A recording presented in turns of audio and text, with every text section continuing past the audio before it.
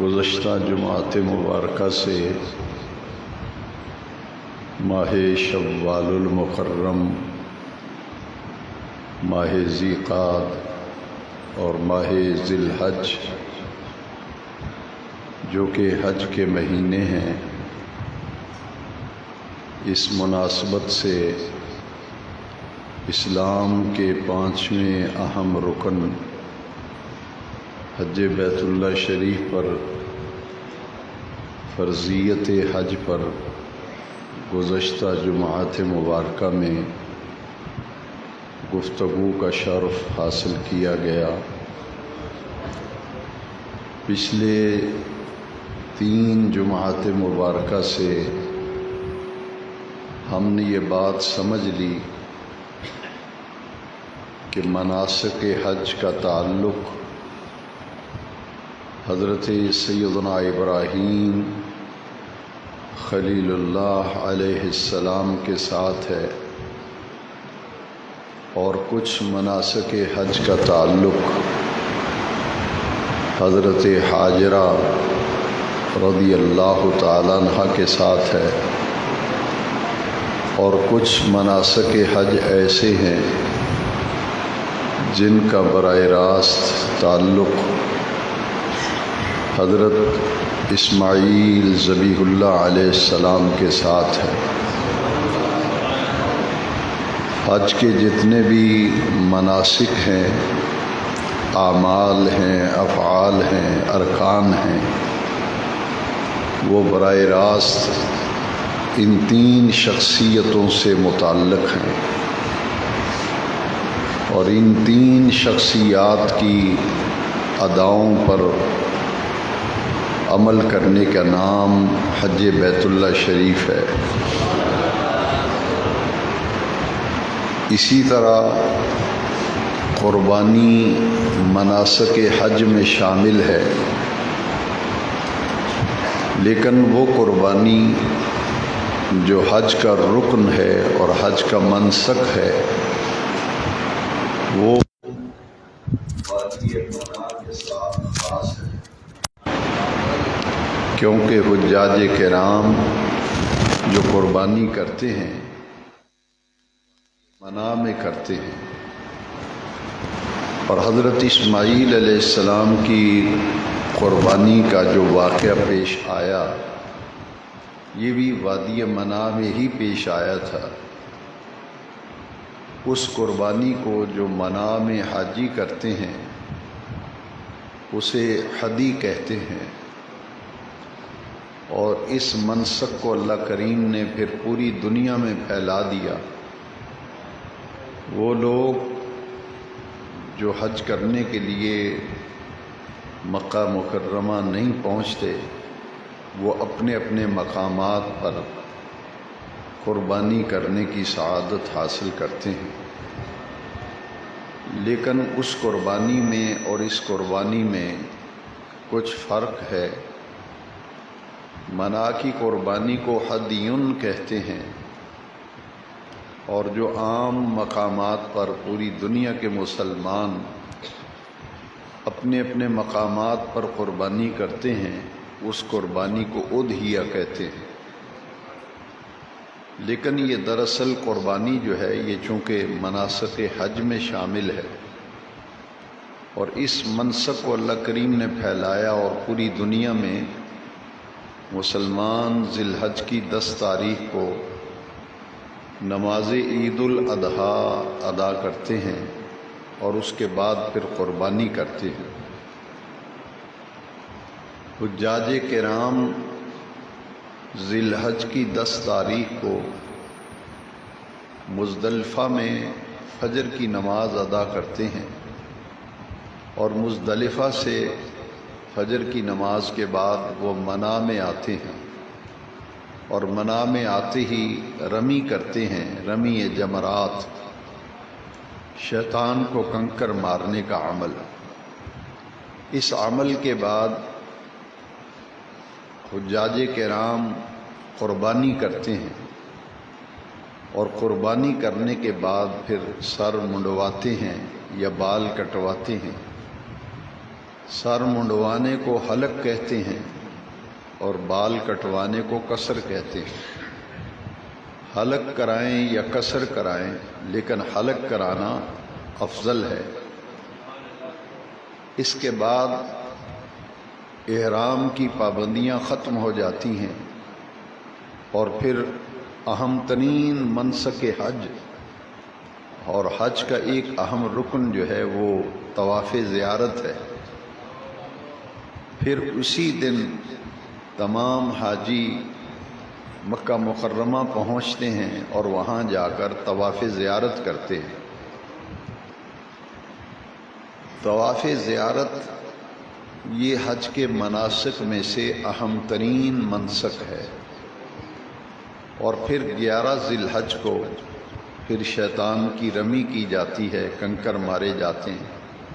پھر ذی الحج کی 12 تاریخ کو شیطان کو کنکر مارے جاتے ہیں، رمی جمرات۔ تو 12 ذی الحج کو رمی کے بعد اگر کوئی مکہ مکرمہ واپس آ جاتا ہے تو اس کا حج مکمل ہو جاتا ہے۔ لیکن ایک دن یعنی 13 ذی الحج کو اگر کوئی حاجی منا میں ٹھہر جاتا ہے اور 13 کو پھر رمی کر کے واپس آتا ہے تو یہ عمل بھی بہت ہی محبوب ہے۔ لیکن 12 کو حج مکمل ہو جاتا ہے، 10 کی رمی، 11 کی رمی اور 12 کی رمی، یعنی تینوں دن شیطان کو کنکر مارنے کے بعد 12 تاریخ کو ذی الحج کی حج کے تمام مناسک مکمل ہو جاتے ہیں۔ اگر کوئی 12 ذی الحج کو مکہ شریف میں واپس آ جاتا ہے تو بالکل درست ہے، اس کا حج مکمل ہو گیا۔ لیکن اضافی ایک دن کوئی منا میں گزارنا چاہے تو اسے حجاج کرام کے لیے اختیاری رکھا گیا ہے کہ اگر وہ ایسا کر لیتے ہیں تو یہ بھی بڑا ایک مستحسن عمل ہے جس کی دین میں، شریعت میں تحسین کی گئی ہے۔ تو حج یہ 12 تاریخ کو مکمل ہو جاتا ہے اور یہ مناسک حج شروع ہوتے ہیں 8 تاریخ کو، ذی الحج کی 8 تاریخ کو۔ پورے عالم اسلام سے، پوری دنیا سے مسلمان جو مکہ مکرمہ حج کے لیے پہنچتے ہیں، 8 ذی الحج کو نماز فجر کی ادائیگی مکہ شریف میں، بیت اللہ شریف میں، مسجد حرام میں فجر کی نماز ادا کرنے کے بعد وہ تیاری کرتے ہیں منا میں جانے کی، اور 8 ذی الحج کو ہی احرام باندھتے ہیں۔ اس لیے ذی الحج کی 8 تاریخ جو ہے اسے یوم الترویہ کہتے ہیں۔ یہ اصطلاحات شرعیہ اور اصطلاحات دینیہ یہ ہر مسلمان کو معلوم ہونی چاہیے کہ جس دن حج شروع ہوتا ہے اور حج کا پہلا منسک اور حج کا پہلا عمل اور پہلا رکن وہ احرام مکہ شریف میں باندھ کر منا میں جانا ہوتا ہے، اس دن کو یوم الترویہ کہتے ہیں۔ اور وادی منا میں پہنچنے کے بعد پھر وہاں 4 نمازیں حاجی ادا کرتے ہیں یوم الترویہ 8 ذی الحج کو۔ ظہر کی نماز منا میں، عصر کی نماز منا میں، مغرب کی نماز منا میں، عشاء کی نماز منا میں، یہ 4 نمازیں۔ احرام کی حالت میں منا میں پہنچنا ہے اور وہاں یہ 4 نمازیں ادا کرنی اور رات منا میں گزارنی ہے، اور یہ رات جو ہے ذکر میں گزرتی ہے، عبادت میں گزرتی ہے، دعاؤں میں گزرتی ہے، یاد الہی میں گزرتی ہے۔ اور پھر 9 ذی الحج کو فجر کی نماز پھر منا میں ادا کرتے ہیں۔ اس طرح یہ 5 نمازیں بنی۔ ذی الحج کی 8 تاریخ کو ظہر سے عشاء تک 4 نمازیں، اور 9 ذی الحج کو فجر کی نماز پھر منا کے اندر پڑھی جاتی ہے۔ اور نماز فجر کی ادائیگی کے بعد جو حج کا رکن اعظم ہے، سب سے بڑا رکن حج کا، وہ وقوف عرفات ہے۔ تو اس اہم رکن اعظم کی ادائیگی کے لیے 9 ذی الحج کو تمام حجاج کرام ایک وقت میں روانہ ہوتے ہیں میدان عرفات کی طرف، اور اتنا بڑا تحرک پوری دنیا میں کہیں نہیں، پوری دنیا میں کہیں کسی بھی قوم میں، کسی بھی مذہب میں، کسی بھی دین میں اتنا بڑا تحرک نہیں ہے کہ ایک وقت میں کم و بیش 30 لاکھ افراد وہ ایک وقت میں منا سے چلتے ہیں اور میدان عرفات کی طرف روانہ ہوتے ہیں، تاکہ حج کا جو سب سے بڑا رکن ہے، رکن اعظم وقوف عرفات، اسے ادا کریں۔ اور یہ تلبیہ جو ہے یہ حجاج کرام کی زبان پر جاری ہوتا ہے۔ یہ تلبیہ کے جو الفاظ ہیں یہ اتنے مبارک ہیں کہ پڑھنے والوں پر بھی رقت طاری ہو جاتی ہے اور سننے والوں پر بھی رقت طاری ہو جاتی ہے، کیونکہ یہ تلبیہ کے جو مبارک الفاظ ہیں، کلمات ہیں، ان میں اللہ رب العزت جل مجد الکریم نے بڑی برکتیں رکھی ہیں۔ لبیک اللہم لبیک لا شریک لک لبیک ان الحمد والنعمت لک والملک لا شریک لک۔ تو یہ جو تلبیہ ہے یہ ہر حاجی کی زبان پر جاری ہوتا ہے۔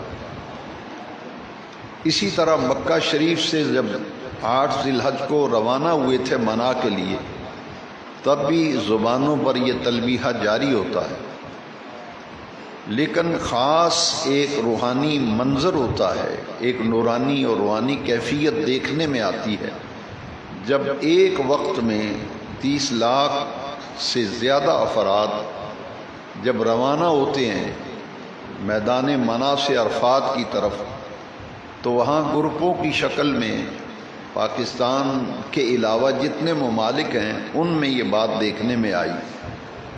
پاکستانی جو ہیں یہ حاجی اکٹھے ہو کر چلنے میں بھی آر محسوس کرتے ہیں، تو ان میں ایسا منظر بہت کم دیکھنے میں آتا ہے، لیکن دوسرے ملکوں کے حاجی جو ہیں ان میں آپ کو 250 300 500 افراد کا ایک گروپ نظر آئے گا،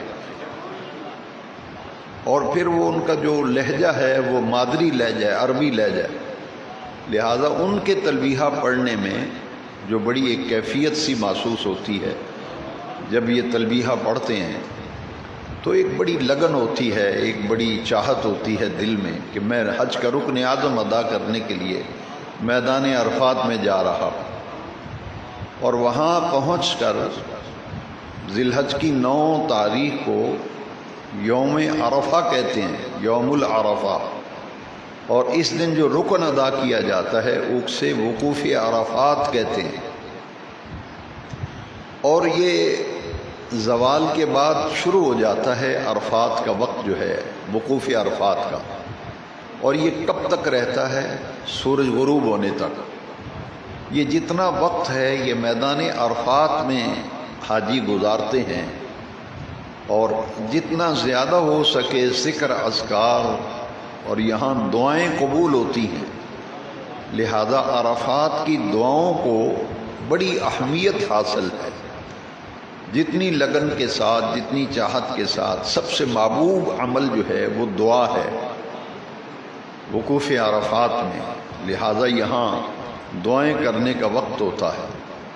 پورے میدان عرفات میں جہاں بھی آپ ٹھہر جائیں وہ وقوف عرفات ہی شمار کیا جائے گا، لیکن ایک مقام ایسا ہے جہاں وقوف کریں گے تو درجہ بھی زیادہ ہے، فضیلت بھی زیادہ ہے، مقام بھی زیادہ ہے، وہ جبل رحمت۔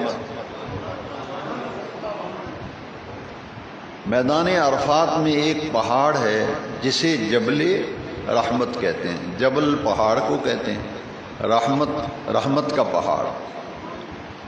یہ مکہ شریف میں 2 پہاڑ جو ہیں اب ان کے ناموں کے اندر بڑی تاثیر ہے۔ ایک وہ پہاڑ جس کے بالکل چوٹی کے اوپر غار حرا ہے، جہاں پہلی وحی نازل ہوئی تھی، اور نزول قرآن کا جب آغاز ہوا تھا تو پہلی وحی غار حرا میں نازل ہوئی تھی، اتری تھی۔ وہ بالکل اس پہاڑی کے اوپر، کونے کے اوپر، چوٹی پر ہے غار، جسے غار حرا کہتے ہیں۔ اور اس پورے پہاڑ کو جس کے اوپر غار حرا ہے، اس پہاڑ کا نام ہے جبل نور۔ پہاڑ کا نام جبل نور۔ اور جو عرفات میں پہاڑ ہے جس کے قریب وقوف کرنا زیادہ فضیلت ہے، وہ ہے جبل رحمت۔ پہاڑ جبل رحمت اور پہاڑ جس کا نام جبل نور۔ تو جبل رحمت، بعض لوگ پہاڑی کے اوپر چڑھتے ہیں، اور ٹی وی پہ جب آپ بھائی دیکھتے ہیں تو وہاں بھی آپ دیکھتے ہیں کہ پہاڑی کے اوپر لوگ چڑھتے ہیں اور لوگ کافی تعداد میں نظر آتے ہیں۔ حالانکہ حقیقت یہ ہے کہ اسی جبل رحمت کے قریب، اس کے آس پاس، کیونکہ 30 لاکھ آدمی ایک وقت میں مناغ سے عرفات میں پہنچتے ہیں، تو سبھی حاجیوں کا وہاں وقوف کرنا ممکن ہی نہیں ہوتا۔ لہذا جہاں جگہ مل جائے تو وہ آپ کا وقوف تو ہو جائے گا، حج کا رکن اعظم ادا ہو جائے گا۔ لیکن اگر موقع مل جائے تو جبل رحمت کے آس پاس کہیں قریب جگہ مل جائے تو اس کی فضیلت زیادہ ہے کہ حضور نبی کریم رؤوف الرحیم علیہ افضل الصلاۃ والتسلیم نے پوری ظاہری حیات طیبہ میں ایک ہی حج فرمایا تھا، جسے حجۃ الوداع کہتے ہیں۔ اس حج میں حضور نے وقوف کیا تھا جبل رحمت کے پاس، جبل رحمت کے پاس۔ اور حضور نے جو خطبہ ارشاد فرمایا تھا، اونٹنی پہ حضور سوار تھے اور خطبہ حج دیا تھا نبی کریم علیہ السلام، جو انسانی حقوق کا چارٹر ہے اور ایک منشور ہے پوری انسانیت کے لیے، کہ حضور نبی کریم صلی اللہ علیہ وسلم نے تاریخی خطبہ حجۃ الوداع جسے کہتے ہیں، وہ اسی مقام پر حضور نے ادا فرمایا تھا۔ پھر وقوف عرفات میں 2 نمازیں قصر پڑھی جاتی ہیں، کیونکہ تمام حاجی مسافر ہوتے ہیں، لہذا وہ ظہر کی 4 رکعتیں نہیں بلکہ 2 رکعتیں پڑھیں گے۔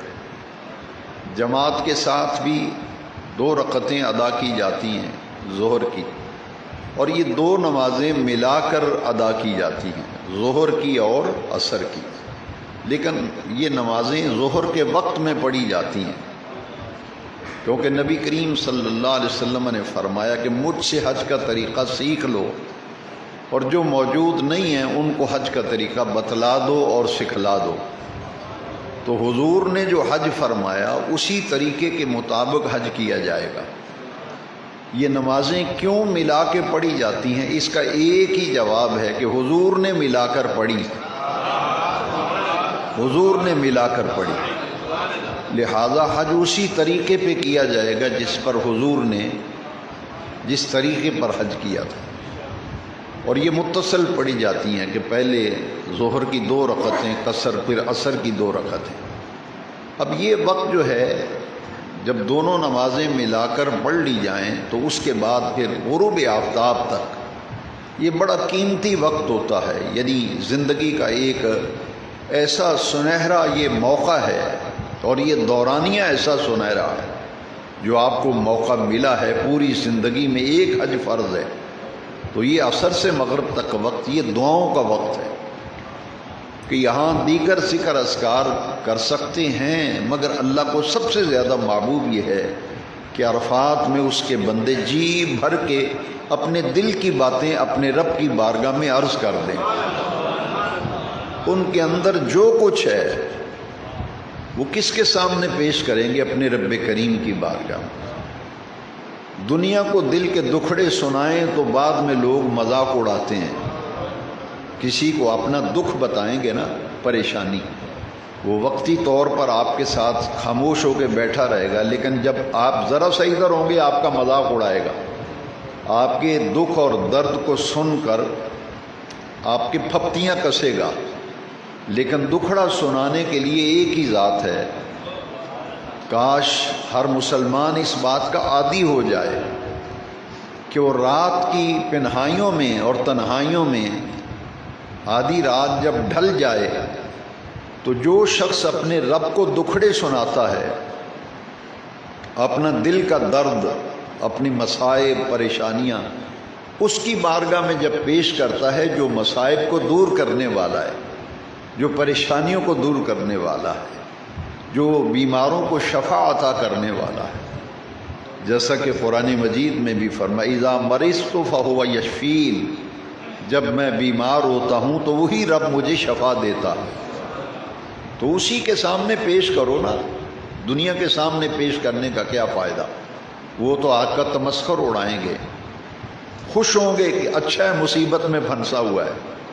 لہٰذا یہ بڑا ایک اہم موقع ہوتا ہے۔ وہ لوگ جنہوں نے حج کیا ہے وہ تصور کریں کیسا وہ منظر تھا کہ عصر سے لے کر مغرب تک پھر دعائیں مانگی جاتی ہیں۔ اور جو شخص حدیث شریف میں ہے کہ عرفات کے میدان میں داخل ہو گیا اور غروب آفتاب تک میدان عرفات میں اس نے وقوف کیا، وقوف کا معنی ہے ٹھہرنا، بس یہ ٹھہرنا ہی اللہ کو اتنا پسند ہے کہ اس کا نام حاجیوں کی فہرست میں لکھ دیا جاتا ہے۔ حج کا جب حج کا رکن اعظم ادا کر دیا تو اللہ کی نگاہ میں، اس کی نظر میں، اس کی بارگاہ میں وہ حجی لکھ دیا گیا ہے۔ یہ اہم ترین رکن ہے۔ اب جب غروب آفتاب تک انتظار کرنا ہے، یہ ڈسپلن اور نظم و ضبط اسلام کے اندر جو ہے، پوری دنیا میں کسی نظام کے اندر آپ کو یہ نظم و ضبط نظر نہیں آئے گا۔ یہ الگ بات ہے کہ ہم تو اس نظام اسلام کو، نظام حیات جو دستور حیات ہے دین اسلام، اس کو سمجھ نہیں سکے۔ آپ نماز کو لے لیں، 5 وقت کی جو نماز با جماعت ہے، اس میں ساری تفریق ختم ہو گئی۔ کوئی صغیر ہے یا کبیر ہے، چھوٹا ہے یا بڑا ہے، امیر ہے یا غریب ہے، وہ سب ایک صف میں کھڑے ہوتے ہیں، کندھے سے کندھا ملا ہوا ہے۔ اسی لیے حضور نے فرمایا کہ صفیں سیدھی بنایا کرو، صفوں کو ٹیڑھا کرو گے تو اندیشہ ہے تمہارے دل اللہ ٹیڑھے نہ کر دے۔ لیکن ہمارا حال یہ ہے کہ صف بندی کے لیے جب کہا جائے تو ہر شخص دوسرے کو کہتا ہے کہ بھئی آگے چلے جاؤ، خود آگے نہیں جائے گا۔ یہ آپ مشاہدہ کر لیں، آج جمعے میں دیکھ لیں، اگر کہا جائے کہ بھئی صفیں سیدھی کرو، خالی جگہ پر کرو، مجال ہے وہ آدمی ہل جائے وہاں سے، وہ پچھلے لوگوں کو اشارہ کرے گا کہ آگے چلے جاؤ، آگے خود نہیں جائے گا۔ تو ڈسپلن اگر دیکھنا ہے کہ اسلام میں کتنی اس کی تاکید ہے، حضور نبی کریم صلی اللہ تعالیٰ علیہ وسلم نماز کے وقت صف بندی کی بڑی ترغیب دیا کرتے تھے۔ اور سبو کا لفظ جو امام بولتا ہے، سبو صفوفکم، سبو کہتے ہیں برابر برابر، سبو صفوفکم، اپنی صفوں کو سیدھا اور برابر کر لو، وتراسو، کندھے سے کندھا ملاؤ، درمیان میں خالی جگہ نہ ہو، الاول فالاول، پہلی صف مکمل پھر دوسری مکمل۔ تو نظم و ضبط 5 وقت کی نمازوں میں دیکھ لیں، لیکن جیسا ڈسپلن حج کے موقع پہ نظر آتا ہے پوری دنیا میں کسی تہذیب کے اندر نہیں ہے۔ پوری دنیا میں دین کامل ہے، دین اکمل ہے، پوری دنیا میں ایسا نظام نہیں ہے۔ 30 لاکھ آدمی ہے، انتظار کر رہا ہے سورج غروب ہونے کا، انتظار کر رہا ہے سورج غروب آفتاب کا۔ یہ نہیں ہے کہ چلو حاجی صاحب بعد میں رش ہو جائے گا، بھی نکل چلتے ہیں، اب بعد وچ رش ہو جانا انہیں نکل چلیے، اس نے تو اپنا حج ضائع کر لیا۔ پابند ہے یا نہیں؟ ڈسپلن اور نظم و ضبط۔ جیسے ہی سورج غروب ہوتا ہے تو یہاں تو حکم ہے کہ سورج غروب ہوا ہے تو نماز مغرب کا وقت شروع ہو گیا، اب نماز پڑھو۔ لیکن دیکھیے حج کا فلسفہ، حج کی حکمت، حج کی لاجک و منطق اور روح سمجھیے۔ سورج غروب ہو گیا ہے لیکن آج یہاں نماز پڑھنا صحیح نہیں ہے، نہیں پڑھیں گے نماز۔ اصل تو اللہ اور اس کے رسول کے احکام کی پیروی کا نام ہے۔ لہذا غروب آفتاب ہو گیا، ایسے زور اور اثر ملا کے پڑھی ہیں تو 9 ذی الحج کو وقوف عرفات یہ ختم ہوتا ہے غروب آفتاب کے ساتھ۔ جیسے ہی سورج غروب ہوا تو پھر ذرا چشم تصور میں دیکھیں اور اندازہ کریں، وہی 30 لاکھ آدمی ایک وقت میں عرفات سے مزدلفہ کی طرف جا رہا ہے۔ ایک وقت میں 30 لاکھ کم و بیش افراد وہ مزدلفے کی طرف جا رہے ہیں، لیکن نماز پڑھے بغیر جا رہے ہیں۔ وہ سادہ لوگ جنہیں مسئلے کا علم نہیں ہوتا تو حاجی صاحب جو ضعیف العمر لوگ ہوتے ہیں اور جن کے پاس اتنی تعلیم نہیں ہوتی، وہ کہتے ہیں یار نماز نہ پڑھ لیں یہاں، پھر انہیں بتایا جاتا ہے کہ یہاں نماز نہیں پڑھنی، تو وہ حیران ہوتے ہیں نماز نہیں پڑھنی، کہ نہیں پڑھنی کیوں؟ اس لیے کہ حضور نے جس طرح پڑھی تھی اسی کے مطابق پڑھنی۔ اب یہ بات سمجھ لیں، یہ ہے وہ اسلام کے نظام کی حکمت و برکت۔ اب کرنا کیا ہے کہ مزدلفہ جب پہنچتے ہیں عرفات سے، وہاں عشاء کے وقت میں دونوں نمازیں پڑھنی ہیں۔ عمومی طور پر جاتے جاتے عشاء کا وقت ہو جاتا ہے، اتنا بڑا تحرک ہے، 30 لاکھ آدمی جا رہے ہیں عرفات سے مزدلفہ، اور مزدلفے پہنچ کر عشاء کے وقت میں پھر 2 نمازیں ملا کے پڑھنی ہیں، مغرب اور عشاء، یہ دونوں نمازیں پھر مزدلفہ میں پڑھی جاتی ہیں۔ یہاں میں قرآن مجید کے حوالے سے ایک بات عرض کروں گا کہ اہل مکہ جو تھے وہ جب حج کرنے کے لیے جاتے تھے تو مزدلفے میں رات ٹھہر جاتے تھے جا کے، اور اگر منا سے وہ چلتے تھے 9 ذی الحج کو تو کہاں عرفات میں نہیں جاتے تھے، اہل مکہ عرفات میں نہیں جاتے تھے، وہ مزدلفے میں ٹھہرتے تھے۔ وہ کہتے تھے ہم افضل ہیں، ہم مکے میں رہنے والے ہیں، ہم بیت اللہ والے ہیں، خانہ کعبہ ہمارے پاس ہے، لہذا ہم افضل لوگ ہیں، ہم کیوں جائیں عرفات میں۔ قرآن مجید میں باقاعدہ آیتیں نازل ہوگی، ثم افیدوا افاد الناس، جہاں سے لوگ جا کے واپس آتے ہیں تم بھی وہیں سے جا کے واپس آؤ۔ وہ اہل مکہ کے لیے قرآن میں آیت نازل ہو گئی کہ تم اپنے آپ کو افضل سمجھ رہے ہو، تمہارا حج قبول نہیں ہوگا جب تک عرفات کے اندر نہیں جاتے، منا سے عرفات میں، اور وہاں سے مزدلفے میں آؤ۔ یہ آیت کریمہ پھر اہل مکہ کے لیے نازل ہوئی۔ لہذا حج کے مناسک میں یہ خاص نقطہ ہے کہ یہاں وہی طریقہ جو نبی کریم صلی اللہ علیہ وسلم نے جس طریق پر حج کیا تھا اسی طریق پر حج ہوگا۔ اب مزدلفے کے اندر رات جب گزاری جاتی ہے تو بڑی ٹھنڈی ہوائیں چلتی ہیں، وہاں کھلے آسمان کے نیچے، یہ خاص نقطہ ہے۔ منا کے اندر آپ کو خیمے نظر آئیں گے، عرفات میں خیمے نظر آئیں گے، لیکن مزدلفہ میں کوئی خیمہ نہیں، کیونکہ حکم ہے کھلے آسمان کے نیچے رات گزارنی۔ وہاں مکے سے جب حج کرنے کے لیے یوم الترویہ 8 ذی الحج کو ہم روانہ ہوتے ہیں تو ساتھ چٹائی لے کے آتے ہیں۔ ہر حاجی اپنے تھیلے کے اندر بھی ہاتھ میں ایک چٹائی پکڑی ہوتی ہے چھوٹی سی، اسے فولڈ کر لیا جاتا ہے، وہ پھر رات کو مزدلفے میں بچھا کر چٹائی وہاں گزاری جاتی رات۔ لیکن رات کو ایک کام کرنا ہے، وہاں سے کنکر اٹھانے ہیں، جو شیطان کو صبح اگلے دن مارنے ہیں، کنکر رمی کرنی، اس کے لیے کنکر چنے جاتے ہیں مزدلفہ میں۔ اللہ کریم نے کیسا نظام بنایا، 30 لاکھ حاجیوں کے لیے کنکر وہاں موجود ہوتے ہیں۔ آپ سے اگر کہا جائے کہ مسجد سے نکلو، شہر سے باہر کسی میدان سے کنکر اٹھا کے لے آؤ، تو ممکن ہے آپ کو کوئی 2-4 کنکر مشکل سے مل جائیں، لیکن نظام قدرت دیکھیے کہ حکم ہے مزدلفہ سے کنکر چننے، کسی اور جگہ سے نہیں۔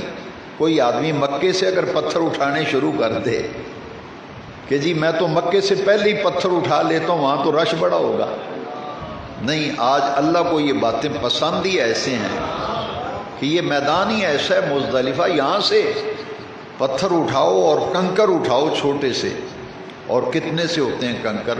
وہ بالکل چھوٹے چھوٹے، زیادہ موٹے پتھر نہیں ہیں، چھوٹے چھوٹے کنکر ہیں۔ اور پھر اس کو رمی کرنے کا بھی خاص طریقہ ہے، چھوٹی چھوٹی تیلیاں حاجیوں کو مل جاتی ہیں، ان میں وہ کنکر سارے جمع کر لیتے ہیں۔ رات کو آپ نے مزدلفے میں رات بھی گزارنی ہے، کنکر بھی اکٹھے کرنے ہیں، اور جب اگلا دن آتا ہے، یہ اصطلاحات آپ سب کو یاد ہونی چاہیے۔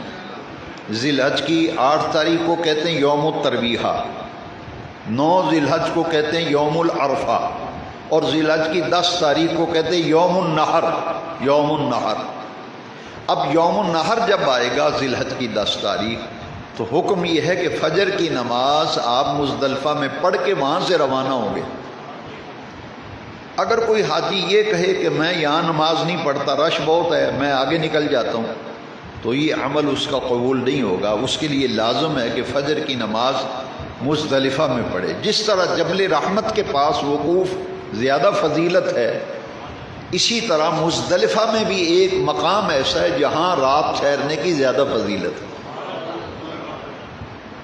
مزدلفے میں بھی ایک مقام ہے، وہ مقام قرآن مجید میں بیان، عند المشعر الحرام، مشعر حرام، وہاں جو رات قیام کرے گا اس کی فضیلت باقی حاجیوں سے زیادہ ہے، اس کا درجہ زیادہ ہے۔ اب وہاں مسجد بن گئی ہے، مسجد مشعر حرام، لہٰذا اس کے آس پاس اگر کسی حاجی کو جگہ مل جائے تو یہ بڑی فضیلت کی بات ہے، بڑے درجے کی بات۔ لیکن میدان عرفات سے جب آپ نکلے ہیں، آپ حاجی بن گئے ہیں، آپ کا نام حاجیوں کی فہرست میں لکھ دیا گیا ہے، کیونکہ حج کا رکن اعظم ہے۔ باقی مناسک تو ادا کرنے ہی ہیں، لیکن حاجی لکھا جاتا ہے اللہ کی بارگاہ۔ ذی الحج کی 10 تاریخ کو پھر یہ سب سے مصروف ترین دن ہوتا ہے حاجی کا، مصروف ترین دن۔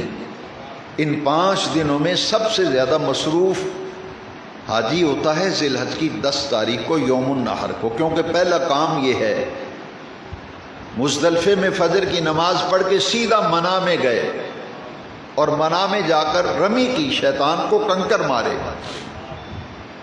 اور اس کا بھی خاص طریقہ ہے، کنکر ان 2 انگلیوں میں پکڑنے ہیں، 3 انگلیوں میں پکڑنے ہیں، اور پڑھیں بسم اللہ اللہ اکبر، بسم اللہ اللہ اکبر پڑھ کر یہ شیطان کو کنکر مارے جاتے ہیں۔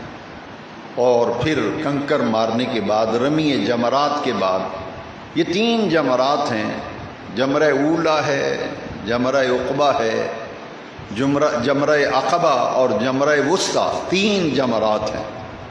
تو ترتیب سے 10، 11 اور 12 3 دن ترتیب سے پھر رمی کی جاتی ہے، لیکن ذی الحج کی 10 تاریخ کی رمی کے بعد پھر قربانی کی جاتی ہے، اور یہ قربانی مناسک حج میں شامل ہے، اور یہ حضرت ابراہیم علیہ السلام کی سنت ہے، یادگار حضرت اسماعیل کی ہے۔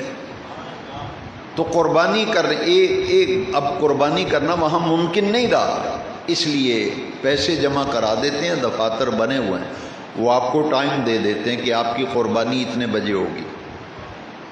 اب جب آپ کو ٹائم دے دیا گیا تو آپ ان اللہ سرخرو ہو گئے، اب ان کی ذمہ داری ہو گئی۔ اب جو وقت آپ کو دیا ہے رمی کرنے کے بعد، اس وقت جب گزر جائے تو آپ فوراً اپنا سر منڈوائیں تو افضل ہے، اس طرح پھرائیں سر پہ۔ لیکن اگر کوئی مشین پھرا لیتا ہے، بال کٹوا لیتا ہے، تو ایسا کرنا بھی جائز ہے، لیکن حلق جو ہے بہرحال وہ افضل ہے۔ اب شیطان کی رمی بھی کر لی اور قربانی بھی کر لی، اب اس کے بعد جو ہے وہ ہے کہ آپ غسل کریں گے۔ یہ 3 دن احرام باندھا ہے، 8، 9، 10، ان سلی 2 چادریں ہیں، تو لہٰذا جب احرام باندھا جاتا ہے تو کفن کا تصور کرنا چاہیے کہ 2 ان سلی چادروں میں لٹا ہوا حج کرنے جا رہا ہوں، پاؤں کے اوپر والی ہڈی جو ہے وہ ننگی ہونی چاہیے۔ ایسا جوتا پہننے کی اجازت نہیں ہے حج کے دوران کہ پاؤں کی ہڈی جو ہے وہ کور ہو جائے، اس کو اوپن ہونا چاہیے، خالی ہونا چاہیے۔ لہذا غسل کرنے کا حکم ہے۔ احرام کی پابندیوں سے آپ آزاد ہو گئے، کہ احرام میں کچھ پابندیاں ہوتی ہیں، بال نہیں توڑ سکتے اپنا، آپ ایسے کنگھی کر رہے ہیں، بال اگر آپ کا اکھڑ گیا ہے تو بال کٹ گیا ہے تو پھر بعض ایسے امور ہیں جن پہ دم دینا پڑتا ہے، یعنی جرمانہ، قربانی کرنی پڑتی ہے، ایک بکری ذبح کرنی پڑتی ہے، لہٰذا خوشبو نہیں لگا سکتے، کوئی ایسی چیز نہیں استعمال کر سکتے جو خوشبودار ہو۔ ٹیشو پیپر جو ہے اگر اس خوشبودار ہے، وہ بھی پرفیوم جو ہوتا ہے وہ بھی استعمال نہیں کر سکتے، صابن خوشبو والا استعمال نہیں کر سکتے، لہٰذا نہ خوشبو لگا سکتے ہیں۔ جتنی میل آپ کے جسم پہ جمے گی، جتنا احرام میلا ہوگا، اتنی زیادہ فضیلت ہے، کیونکہ یہ دیوانوں والی حرکتیں ہیں۔ آج کے تمام مناسک با خدا دیوانہ باش کہ اللہ کی بارگاہ میں حاضر ہیں تو دیوانے بن جاؤ، کبھی کنکر مار رہے ہیں، کبھی خیمہ اکھاڑ رہے ہیں، کبھی خیمہ لگا رہے ہیں، یہ سارے اعمال و افعال۔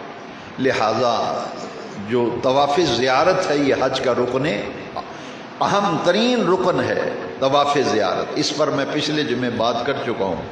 لہٰذا طواف زیارت کے بعد پھر ضروری ہے رات منا میں گزارے۔ کئی لوگ مکے میں رات گزار لیتے ہیں، وہ ٹھیک نہیں ہے۔ اب طواف زیارت رات کے کسی حصے میں بھی کریں، لیکن واپس منا کے اندر آنا ہے، وہاں آ کر پھر اگلا دن جو ہے وہ رمی کا ہے، 11 ذی الحج اور 12 ذی الحج، یہ شیطان کو کنکر مارے، اور 12 ذی الحج کو اگر مکے میں واپس آ گئے تو آپ کا حج مکمل ہو گیا، لیکن 13 ذی الحج کو اگر وہاں ٹھہر جائیں تو اس کی فضیلت زیادہ ہے۔ یہ وہ مناسک حج ہیں جن پر آج میں نے گفتگو کی، اور یہ ساری بات میں نے 3 جمعات میں، اور آج چوتھا جمعہ ہے، یہ بیان کر دی کہ 3 شخصیات کے گرد تمام مناسک حج جو ہیں ان سے متعلق ہیں، حضرت ابراہیم، حضرت حاجرہ اور حضرت اسماعیل علیہ السلام۔ طواف زیارت کا اہم رکن جو ہے یہ واجب ہے، صفا مروہ کی سعی طواف زیارت میں واجب ہے، صفا مروہ کے اندر دوڑنا۔ یہ حضرت حاجرہ دوڑی تھی یہاں۔ طواف زیارت کے بعد زمزم پینا ہے، کھڑے ہو کے قبلے کی طرف رخ کر کے پینا ہے، تو یہ زمزم کی نسبت حضرت اسماعیل کے ساتھ، صفا مروہ کے دوڑنے کی سعی کی نسبت حضرت حاجرہ کے ساتھ، منع کی قربانی کی نسبت حضرت ابراہیم کے ساتھ۔ لہٰذا یہ بابوں کی اداؤں پر عمل کرنے کا نام حج ہے۔ یہ جی بابوں کا دین اور ہے، کتابوں کا دین اور، یہ تو بابوں والا دین ہے۔ حضرت حاجرہ بھی دوڑی تھی، حضرت ابراہیم بھی دوڑے تھے، وما علینا الا البلاغ۔